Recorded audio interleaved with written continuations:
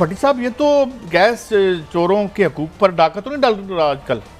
क्या हो रहा है? अल्लाह करे ये सिलसिला साफ शफाफ चलता रहे, इसी से पाकिस्तान तरक्की करेगा।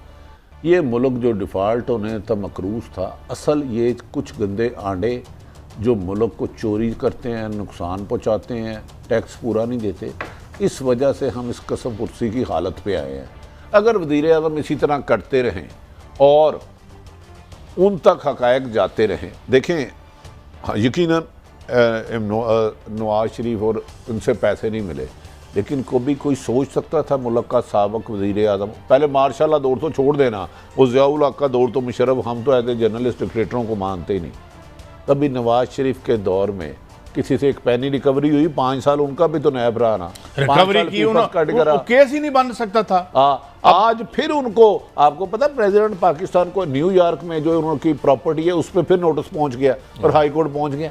यार ये खरबों रुपए अवाम के हैं काजी साहब, ये मेरे आपके इस कौम के हैं, तो लिहाजा इमरान खान सबको इसकी और स्पीड, लेकिन शफाफ, उसमें ये ना हो कि ये किस जमात का, एक जो करप्ट है वो करप्ट है, चित्तर मारें और पाकिस्तान बेहतर हालत में तब आएगा। और ये इमरान खान ही कर सकते हैं। उसकी वजह बता देता हूँ, क्योंकि इमरान खान साहब ने, मैं बताऊँ ना, जब अमेरिका को अड्डे देने से इनकार किया तो आला सतही एक इजलास था, उधर ये भी मीटिंग हुई के बाद लोगों ने तो मुल्क से चले जाना, वज़ीर आज़म ने कहा मैं आखिरी दम तक पाकिस्तान रहूँगा।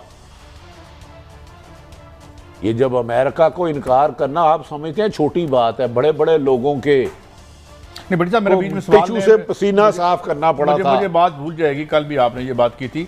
मुझे ये बताएं कि ये तो ठीक है इनकार कर दिया, मगर ये अमेरिका यात्रा जो हो रही है और ये जो खबरें आ रही हैं, और ये आपने भी खबर दी है कि इसको एक अपॉर्चुनिटी के तौर पर इस्तेमाल करने की कोशिश हो रही है। 100% आप देखें, आप ऐसा करें, मेरे कहने पे अमेरिका यात्रा हो रही है, आपके दोस्त गिल साहब की आप ट्वीट भी देख रहे हैं। 100% गिल साहब, हमारे दोस्त शहबाज गिल सही फरमा रहे हैं, अमेरिका के साथ राब्ता है, हुसैन हक्कानी ने कराया है, लंदन के इश्तिहारी मुजरम से भी अमेरिका राब्ते में है कि हमें नहीं पता, हम आपको हर किस्म की सपोर्ट करेंगे, इमरान खान की हुकूमत गिराओ। अच्छा, एक तरफ तो ये DGIS आर्मी चीफ से रिजाइन मांग रहे थे। कादी साहब आज मलक साहब से एक आपने फरमाइश करनी है मेरी रिक्वेस्ट पे, अर्ज करूं? जी फरमाइश भी करेंगे। सिर्फ मलक साहब बोले शहबाज शरीफ, मरियम औरंगजेब, राना सनाउल्ला, इन्होंने आर्मी चीफ को किन लफ्जों में मिन्नतें समाजत करके उनकी तारीफें की, फिर मैं बताऊंगा नवाज शरीफ का बयानिया। और ये आखिरी मीटिंग की बात करें, आखिरी मीटिंग इस तरह आर्मी चीफ को घेरा डाल लिया, किसी पीपल्स पार्टी के बंदे को आगे नहीं जाने दिया, और पीपल्स पार्टी के एक लीडर ने कहा वो ये तो पैर ही पहन लगे ने। मैं आपको ये बात बता रहा हूं, जो लोग उस मीटिंग में थे, जिस तरह इन्होंने आर्मी चीफ और DGIS की तारीफें की हैं ना, काश ये नून लीग के लोग एक दफा आके टीवी पे वो लफ्ज कहने सेम, उसमें आधा इंच भी ना करें।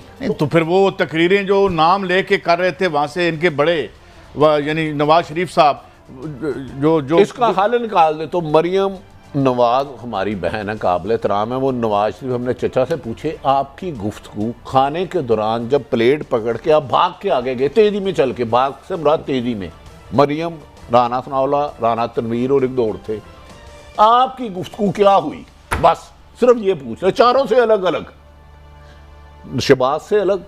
काजी साहब आप हैरान हो जाएंगे यार, किस कदर इन्होंने एस्टैब्लिशमेंट के आगे क्या नहीं किया। तुसी की शादियां तो किसी ने किया होना कुछ करने लगे। सब एक सवाल करके आगे बढ़ता हूं मैं भट्टी साहब से, इसका मतलब है कि ठीक नायल हुए नवाज शरीफ साहब, जिसको अगर ये कह रहे हैं कि हम धांधली की पैदावार है, तो एक धांधली की पैदावार अगर नायल हो गया है तो उसके लिए लड़ाई क्यों लड़ रहे थे ये दोबारा आने के लिए? मेरा ख्याल है कम सजा हुई है धांधली करने वालों को। देखिए, नोट जाली छापना क्या है, फ्रॉड है। तो अभी ये नहीं होता कि एक जाली नोट छापने वाला पकड़ा जाए और आप नोट लेके उसको छोड़ दें, आप उससे निशानदेही करते हैं कौन से प्रेस से नोट छापा, उसे गिरफ्तार। बड़ी साहब मैं जनरल साहब आ गए लाइन पे। जनरल साहब सॉरी लाइन ड्रॉप हो गई थी, वेलकम टू द शो।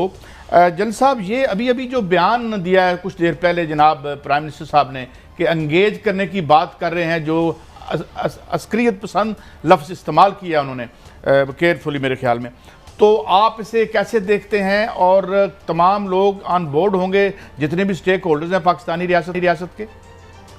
देखिए जी, मैं समझता हूँ कि नीयत बहुत अच्छी, इरादा बहुत अच्छा, और यही डेमोक्रेटिक वे है अपने लोगों के साथ मसाइल के हल के लिए, और लास्टिंग हल भी इसी तरीके से होगा जो प्राइम मिनिस्टर सोच रहे हैं। लेकिन हमें तारीख भी सामने रखनी होगी कि बलूचिस्तान में ये कितनी दफा हो चुका है, इन नाराज एलिमेंट्स को मनाने के लिए कितने हैवी फंडिंग की गई है, इनके साथ कितनी दफा मुज़ाकरात हुए हैं, मिलिट्री ऑपरेशन कितनी दफा हुए हैं और आम मुआफी कितनी दफा हुई है।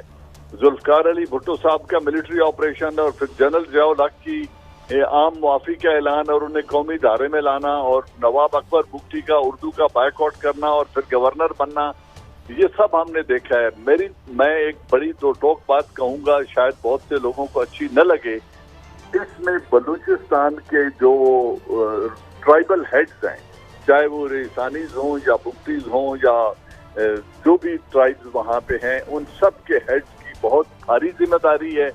मैं समझता हूँ उन्होंने अफगानिस्तान की सिचुएशन को, लोगों को डिप्राइव करने में और स्टेट के साथ डीलिंग करने में बहुत वक्त जाया भी किया और जाती मफाद भी हासिल किया है।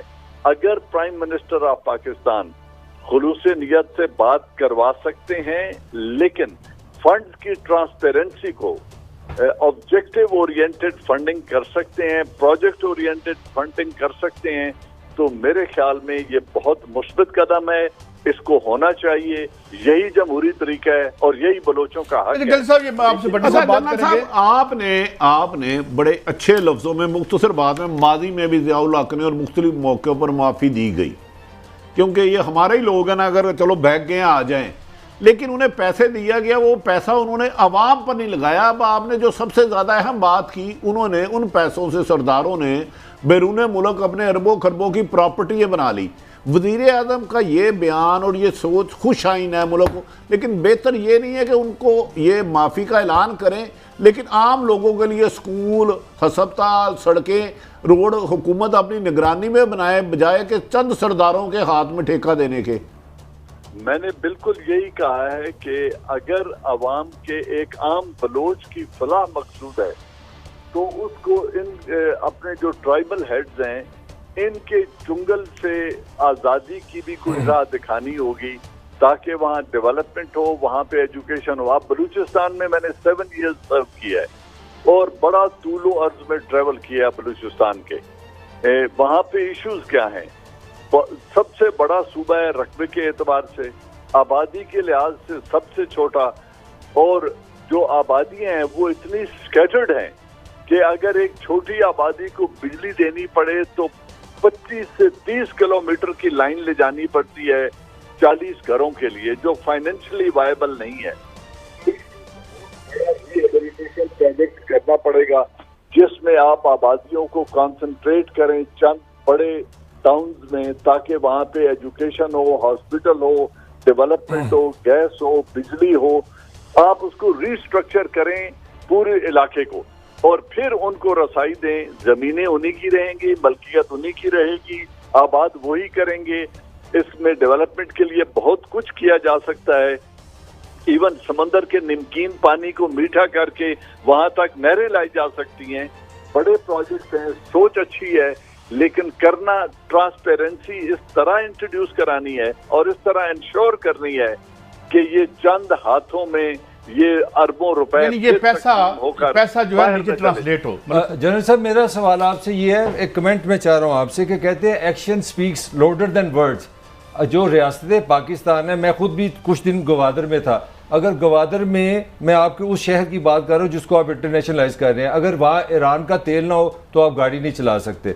लस्सी तक वहाँ पे ईरान की है, खजूरें, खाना, ग्रोसरी ईरान से आ रहा है, और आप वहाँ पे रहे, यू विल सेकंड मी। बिजली तक आप उनसे ले रहे हैं। मेरा आपसे सवाल है, बीबीसी की स्टोरी में पढ़ा था कि 80% जो लोग गवादर के लोकल है उनका पेट के अमराज है और उसकी वजह पीने का पानी नहीं है। तो मेरा मतलब है अगर हम अल्फाज यूज़ करते हैं तो अगर हम उनको जब तक अपना एहसास नहीं देते कि वो मेरे भाई हैं, मेरे जिस्म का हिस्सा है, तो हमारे लिए ये निगोशिएशन मुश्किल नहीं मैं बीच में अगर इंटरजेक्ट करूं, जनरल साहब यही कह रहे हैं कि जो पैसा गया है भाई वो तो उनकी इलेक्टेड इशराफिया ने खर्च करना है ना, तो वो करना दिया, वहां बराबर क्यों नहीं लगाते आप उन पे? तो मेरा ख्याल है जनरल साहब ने बात ही असल की। अच्छा सॉरी जनरल साहब, आप सब कुछ वहां पे लस्सी तक ईरान से आती है। जब वहां की पॉलिटिकल लीडरशिप से बात होती थी तो चूंकि मैंने कहा है कि मैं 7 साल बलूचिस्तान में रहा हूं, तो कोयटा की जो मार्केट्स हैं वो जानी ही इसलिए जाती थी कि वहां पे स्मगल्ड अशिया होती थी, रशियन और ईरानियन, और सस्ते दामों मिलती थी और लोग कोयटा से लेके आया करते थे। जवाब पॉलिटिकल लीडरशिप ये देती थी कि यहाँ ना नहरी निज़ाम है, ना इंडस्ट्री है, ना पानी का इंतजाम है, अगर इन लोगों को इस कारोबार की इजाजत भी नहीं देंगे तो ये खाएंगे कहाँ से? वेल ठीक है, उनको तालीम देनी है, रोजगार भी देना है। अब यही अशिया अगर ईरान से और रशिया से रिड्यूस्ड टैरिफ के ऊपर बायलैटरल एग्रीमेंट के तहत उनको लाने की इजाजत दे दी जाए, वहां पे प्रॉपर मार्केट्स और मंडियां बन जाएं जहां से आ गया है, ताकि गवर्नमेंट भी रेवेन्यू कमाए एंड स्टिल वो चीजें अफोर्डेबल भी हों और लोगों को रोजगार भी मिले।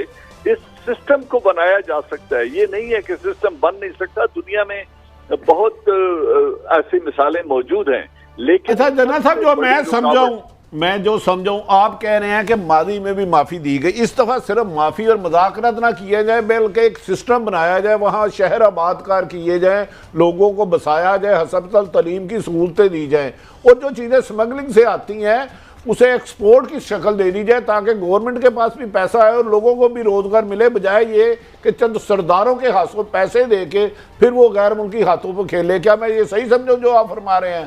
जी बिल्कुल बड़ी साहब, आपने दुरुस्त उसकी इंटरप्रिटेशन की है कि नेशनल पॉलिसी, इलाकों के लोगों की खुशहाली का प्रोग्राम और ट्रांसपेरेंसी विद स्टेट कंट्रोल, अगर ये 4 चीजें आप इंश्योर कर लें तो कोई वजह नहीं है कि ये जो इस वक्त मेगा प्रोजेक्ट चल रहा है सीपैक का, ये बलूचिस्तान के आम बलोचों के लिए इतनी बड़ी खुशहाली का सबब बन सकता है कि वो आने वाली नस्लें भी याद रखेंगी। लेकिन इसमें वो नॉन चेहरे जो इन लोगों तक फंड्स नहीं पहुंचने देते, उनके ऊपर ट्रांसपेरेंसी रखनी होगी और उन पे नजर रखनी होगी।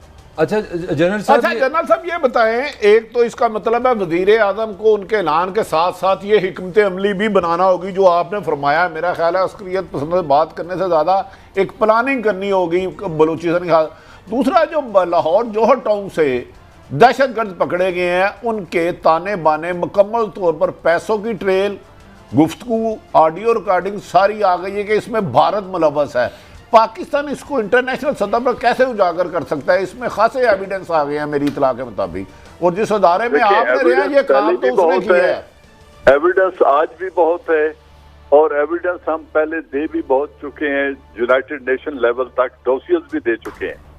लेकिन ये जो इस वक्त पोजीशन है, इसमें दुनिया इंडिया के साथ खड़ी है, क्योंकि अमेरिका और वेस्ट ने इंडिया को इस्तेमाल करना है चीन के खिलाफ। उनकी हर बुराई से वो सरफे नजर करेंगे, उन पर कोई बड़ी पाबंदी नहीं लगेगी। उन्होंने यूनाइटेड नेशन का resolution which becomes international law, उसको उठा के विंडो से बाहर फेंक दिया और कश्मीरियों के ऊपर जुल्म के पहाड़ तोड़ दिए, 85,000 कश्मीरी शहीद कर दिया। क्या कोई वेस्ट ने आवाज उठाई है? यूनाइटेड नेशन ने आवाज उठाई है? अमेरिका ने कोई पाबंदी लगाई है? आपके 15 बंदों की शहादत पे उसके ऊपर इंडिया पे पाबंदी लग जाएगी? एक ही तरीका है, वो 10 हमले करता है तो 5 ऐसे करो कि वो हिल के रह जाएं और 11वां हमला करने का ना सोचें। हमारे पास भी एविडेंस है, हमारे पास भी शहादतें हैं। फिर जब कोई बड़ा बीच में आएगा इंटरलोक्यूटर या मुसालियत करवाने वाला, तो उसको बताएं हाँ जी 10 उन्होंने किए हैं, 5 हमने किए हैं, this is the only way. General साहब, आपने ये जो सजेशन दिया, हम तो एफएटीएफ को नहीं संभाल पा रहे, 1-2 साल हो गया, 4 दफा हम ग्रे लिस्ट से नहीं निकले। आप कह रहे हैं कि हमें अग्रेशन के मुकाबले में अग्रेशन दिखाना चाहिए। Can we do that? तो ग्रे लिस्ट, अगर आपको मुईशत की परेशानी है, अगर आपने ग्रे लिस्ट से या FATF से पूछ के अपनी सोवरेनिटी का दिफा करना है, अपने पाकिस्तानियों का खून बहता रहे और आप FATF की तरफ देखते रहे, तो यही तो वो चाहते हैं। क्या हमारे ऊपर पहले पाबंदियां नहीं लगी? क्या जब हमने 98 के धमाके किए थे तो हम पर 3 साल के लिए सैंक्शन नहीं लगी थी? अच्छा जनरल साहब ये बताएं, एक खुश आइन बात हुई है कि पिछले दिनों ये जो स्पीकर की सरबराही में मेरे ख्याल में लाइन डिस्कनेक्ट